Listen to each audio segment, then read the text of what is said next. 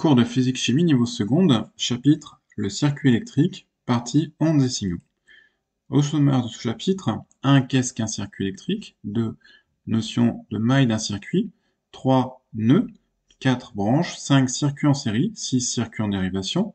7. Générateur. 8. La tension électrique. 10. L'intensité. 11. Flèche et signe d'une tension.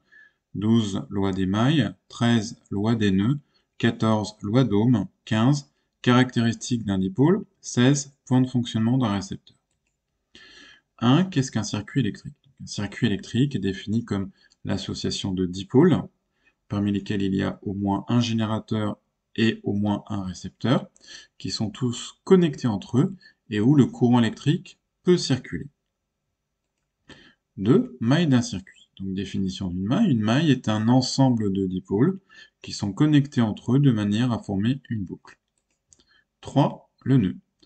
Donc définition, un nœud est un point du circuit électrique où sont connectés au moins 3 dipôles différents. Seuls les circuits en dérivation comportent des nœuds. Donc exemple de circuits comportant des nœuds, les circuits en dérivation. Donc sur ce schéma, on a indiqué plusieurs points, A, B, C, D, E et F. Parmi ces points, seuls les points C et D vont correspondre réellement à des nœuds.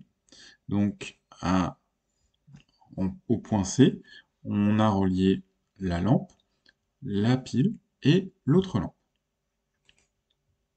4. Branche. Donc définition, une branche, c'est une portion de circuit située entre deux nœuds qui se suivent.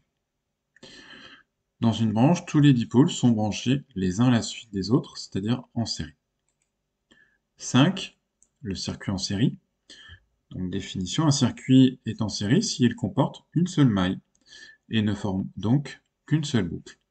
Les dipôles, ils sont tous connectés les uns à la suite des autres. Donc on a deux exemples de circuits en série. Donc dans l'exemple de gauche, il est constitué tout simplement d'une pile reliée à une lampe. On a bien une seule boucle. Ce sont des circuits qui sont branchés en série.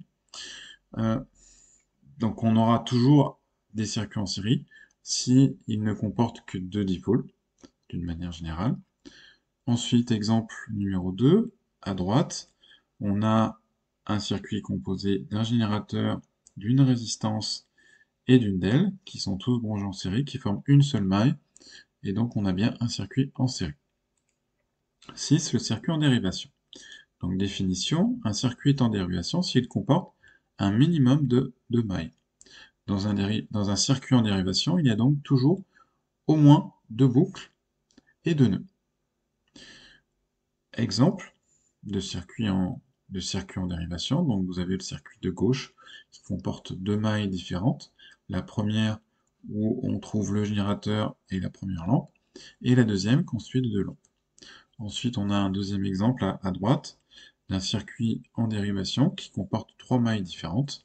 Donc la première est l'association du générateur et de la première lampe. La deuxième maille comporte deux lampes et la dernière comporte une lampe et un moteur. 7. Le générateur. Donc, définition, un générateur est un dipôle produisant, donc générant, d'où son nom, une tension électrique entre ses bornes qui vont être qualifiées de positives et de négatives. Et cette tension est produite même lorsqu'il est isolé, c'est-à-dire même lorsqu'il n'est connecté à aucun autre dipôle. Dans un circuit fermé, cette tension va donner naissance à un courant électrique. 8. La tension électrique. La tension est une grandeur physique qui s'exprime toujours entre deux points d'un circuit électrique, en général les bornes d'un dipôle.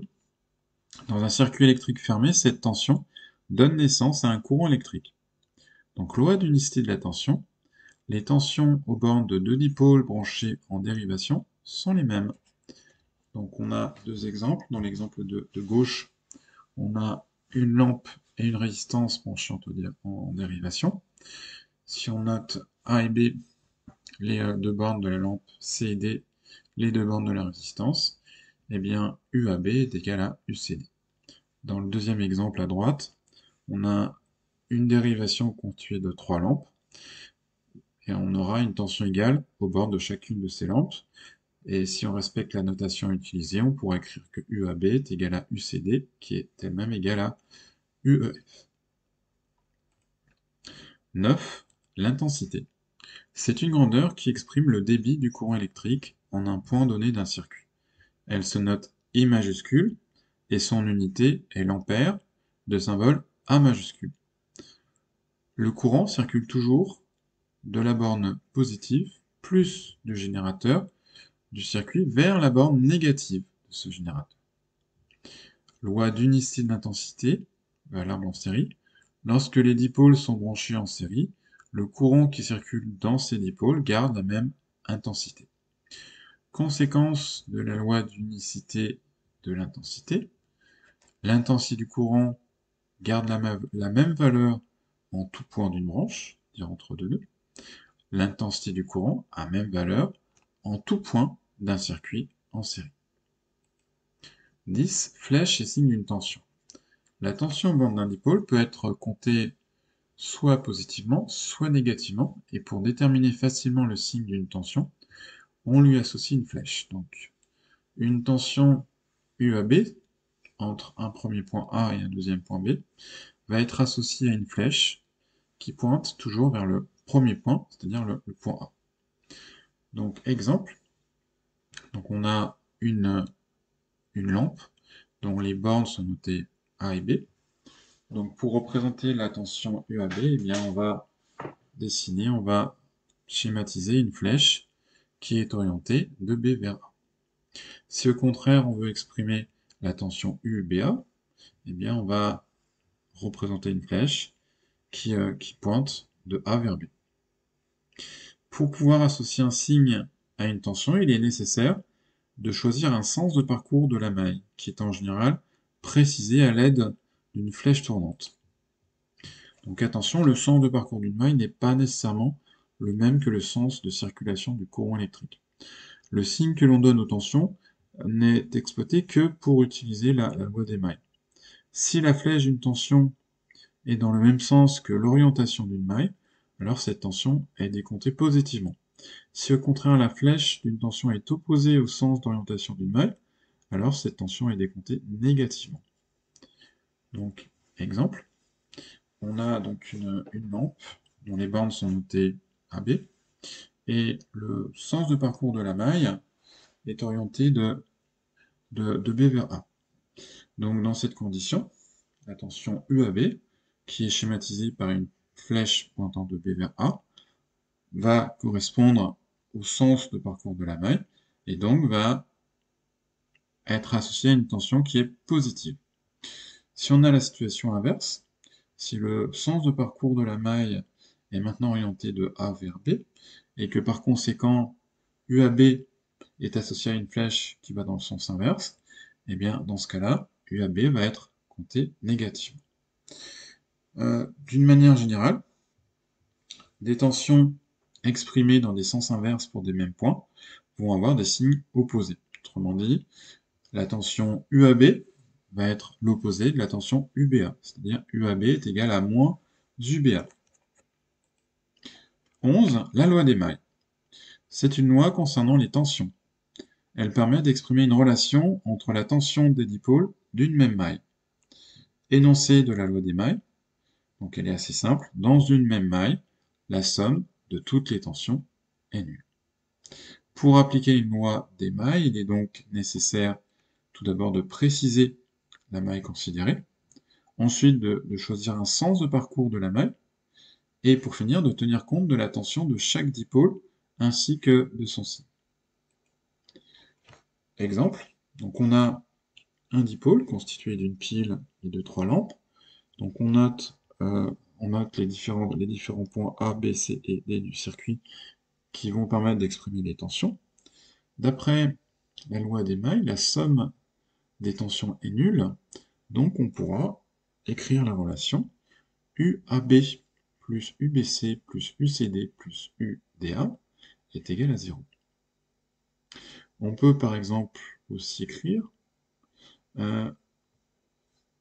cette relation en modifiant et en remplaçant les certaines tensions par leur opposé. Donc on pourra remplacer UAB par moins UBA, ce qui va donner moins UBA plus UBC plus UCD plus UDA égale 0. Ou encore UAB moins UCB moins UDC moins UAD égale 0. 12, la loi des nœuds.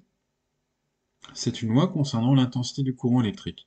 Elle permet d'exprimer une relation entre les intensités des courants circulant dans les dipôles connectés à un même nœud. Énoncé de la loi des nœuds, l'intensité totale des courants entrant dans un nœud est égale à l'intensité totale des courants sortant de ce nœud. Donc ce qu'on appelle l'intensité des courants entrants sont les courants qui sont orientés vers le nœud, et les courants sortants sont ceux qui sont orientés de manière à s'éloigner de ça. Donc pour appliquer la loi des nœuds, il faut repérer un nœud, recenser les courants entrants, flèche orientée vers le nœud, recenser les courants sortants, flèche s'éloignant du nœud, exprimer la somme des intensités des courants entrants, exprimer la somme des intensités des courants sortants, exprimer ensuite l'égalité des deux sommes précédentes, puis isoler l'intensité inconnue. Exemple, donc on a un circuit en dérivation constitué d'une pile et de deux lampes. Dans la branche contenant la pile, on a une intensité I1. Dans la branche contenant la première lampe, on a une intensité de courant notée I2. Et dans la dernière branche, le courant a une intensité notée I3. Donc on note C et D, les deux nœuds du circuit. L'intensité totale, donc si on applique la loi des nœuds au nœud D, l'intensité totale des courants entrants va être tout simplement de I1. Il n'y a que le courant d'intensité I1 qui entre dans ce nœud. Ensuite, l'intensité totale des courants sortants va être égale à I2 plus I3. Ce sont les deux courants qui s'éloignent du nœud D. Et d'après la loi des nœuds, on pourra écrire que I1 est égal à I2 plus I3. 13. La loi d'Ohm. La loi d'Ohm exprime la relation entre la tension U et l'intensité I pour un dipôle ohmique de résistance R. Elle peut être exprimée par la formule suivante. U est égal à R fois I. Tension est égale à résistance fois intensité. Où U est en volts, R est en ohms, I est en ampères. Caractéristique d'un dipôle. La caractéristique d'un dipôle est un graphique présentant l'évolution de la tension à ses bornes en fonction de l'intensité du courant électrique. Il s'agit donc de la représentation de la fonction U est égal à F de I avec l'intensité I en abscisse et la tension U en ordonnée. Par exemple, la caractéristique d'un dipôle ohmique est une fonction linéaire, droite passant par l'origine. Donc le coefficient directeur a même valeur que la résistance. Donc, exemple, à gauche on a la caractéristique d'un dipôle ohmique, étant donné que d'après la loi d'Ohm, U est égal à R fois I, la tension est proportionnelle à l'intensité, eh bien on obtient une fonction linéaire, c'est-à-dire une droite croissante passant par l'origine. À droite, on a la caractéristique d'un générateur. Donc là aussi, on a une droite, mais qui ne passe pas par l'origine. On a une droite décroissante qui ne passe pas par l'origine. 15. Point de fonctionnement d'un récepteur.